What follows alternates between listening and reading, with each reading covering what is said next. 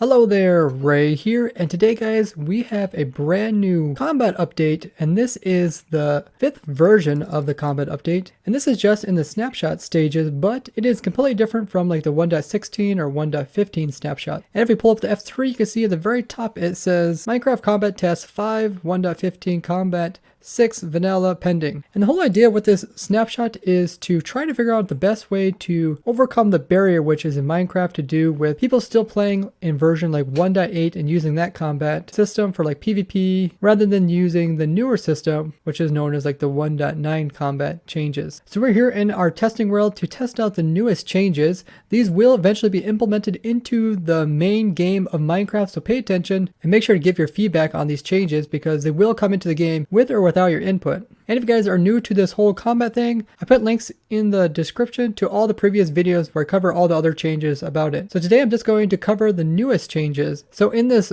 combat snapshot, Jeb has tried to go after two main issues. And the first one is that armor is too weak and it kind of barely matters. In particular, low quality armor. So if you guys don't know, when it comes to armor, something like the turtle helmet, which gives 2 armor, is the exact same as a chainmail helmet, which gives 2 armor, which is the same as an iron helmet, which gives 2 armor, which is the same as gold helmet, which also gives 2 armor.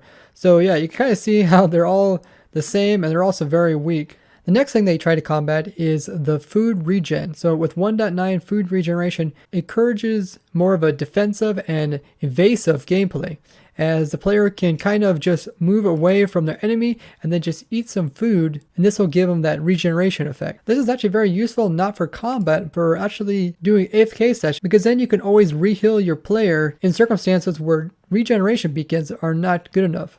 And it goes on to say that the first problem with the armor being too weak makes fights too quick, where the second problem with the food can make the fight really drag on and also be quite boring. And this is why we might see different events in Minecraft like the UHC where they actually restrict normal heart regeneration, which does make the combat more exciting. So he said the overall changes to the snapshot is that weapons are now overall weaker, and he went ahead and removed the regeneration boost that they get from food saturation. So let's look into these with more detail. Here we got the weapons here. They're not ordered in weakest to strongest like you might think they would be. We got the wooden sword here. So currently these 2 swords are now the same. The stone one got reduced down to the same as wood. Next up is the iron one, which has 1 more attack damage over these. And this one was also reduced. The diamond sword was actually reduced by 2 with only attack damage of 6. And the trident was also lowered down by 1. Now there's also kind of a base attack damage depending on the actual type of weapon. So something like a sword used to have a base of 3, now he lowered it down to 2. So overall swords are weaker, but axes, they even lowered more. But axes had kind of a base damage of 4 and they lowered it down to 3. It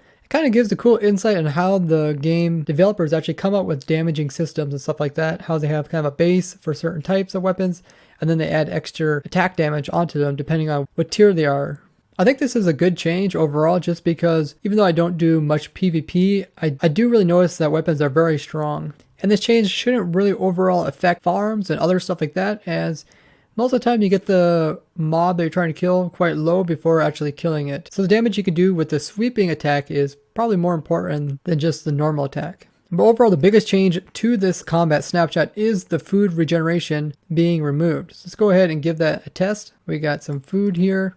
And I'll lower down my hunger. So one of the things they did is they allow you to get regeneration from your hunger bars. So notice how my hunger bars on the right hand side are being removed, but I'm gaining hearts on the left hand side. And this used to only work for the first 2 haunches or chicken legs that you've seen on the hunger bar there. But now they actually changed it so it will actually work quite a bit longer. And it'll actually work all the way down to the final 3 hunger bars. So notice I was actually able to get regeneration from all those hunger bars except for the last 3. So now I'm not taking any more natural generation. But what they did remove is when you like eat food and you get some like really fast regeneration, you see that is no longer occurring. It's a slow regeneration. Now, the fast regeneration I noticed was kind of a really bad thing for PvP, but it was a really good thing, like I said, for farms and stuff. Because a lot of times with farms, you're AFKing and you don't want your player to die, so you just have your player like holding down food and eating it, and this will allow you to quickly regenerate. But now it's more of a slow regeneration, so you have to be kind of careful where you use this in case you're going to take a lot of damage. You won't be able to heal it as fast anymore. but you're still able to use food to regenerate. So we still might be able to make farms where you're able to eat and then you slowly regenerate. Maybe you're going to have more armor on your character just to kind of remove any damage that you're taking. But this is actually a really big change for PvP, as a lot of times, you go around and you fight something, then you kind of back off and you just eat a piece of food very quickly and then go on into fighting them again as your player is automatically regenerating. And you don't even really need to use the regeneration potions unless you're doing some really all-out fighting. Now, one of the things they did change with these food changes is they also made eating food slower. So it used to take 32 game ticks to eat one piece of food, and now they bumped it up to 40. They also changed the amount of naturally healing that occurs from the food. So if you eat, instead of it healing you every 4 seconds, now it's every 3 seconds. So it's actually a little bit faster of that naturally healing, but you don't have any regen effect or anything like that. Now the next change that they did is something that most people don't really see, which is that naturally healing now always drains food points. We're kind of seeing that right now, how every time you eat, it is draining food points every time it heals, but there's more to it. Saturation is not used when healing damage and is only relevant as a pause until the food drains, as originally intended, they say. So that means it don't matter how much saturation you have, which is a bar that you can't see on your hotbar, you will always use up hunger for every time you heal. Before, you used to be able to kind of have this extra saturation would kind of hold you off for a while, and that would allow you to heal quite a bit before actually taking any hunger. And that's why people would eat stuff like golden carrots, because it would give more saturation, even though it gave less hunger. Now with this changed, it'll probably be more important to have large food point foods, such as beef or stews, if you don't mind that they can't stack. Something to give you a lot of the hunger bars down here. Now saturation will still play a part in doing other stuff like breaking blocks and walking, sprinting, all that other stuff will use saturation, but it won't be applied when doing this healing. And that goes into the next point, which is sprinting is no longer affected by the food value. So our food points or your chicken legs there are no longer going to affect how you can sprint. So let's go ahead and lower down how many food points we have. Now we only have 6 food points or 3 little drumsticks, and we can still sprint when before you couldn't sprint like this, but we can actually continue sprinting even if we lose more of them. So I'll give myself some hunger. You can see I'm still able to sprint. So if you're doing a lot of running or anything like that, you don't have to constantly stop and eat food to continue sprinting. This is really good in PvP situations, as a lot of times people enjoy sprinting because it is the fastest way to get away from your enemy and also cover a lot of ground. And sprint jumping is super taxing on your food points, so you don't even have to stop and eat to continue sprinting, which is really nice. But sprinting will take up hunger.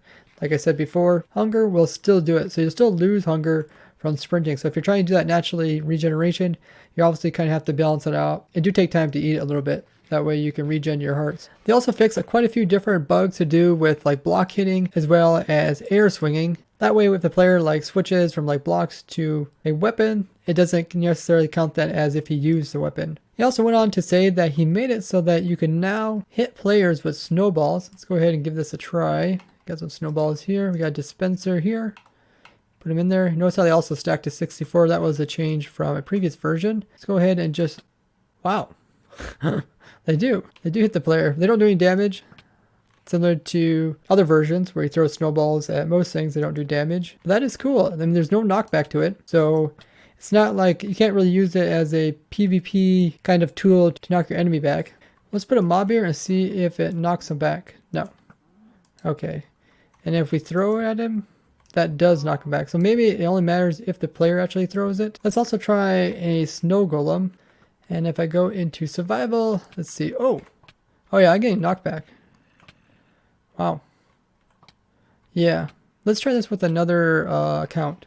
Also, if you didn't see, on my Twitter announced that when you do try to play in the newest snapshot, either newest 15 snapshot or the newest combat testing snapshot, that is multiplayer, you will get this warning here that'll say online play is not rated. This is kind of a way for them to kind of inform that people playing a multiplayer, there is no current official rating for that type of play, meaning that the chat's not filtered, and if you have young children, they might be exposed to something that is not age appropriate. So I got my other account on, and what I'm just going to do is pelt me with the snowballs. Oh yeah, it does do knockback.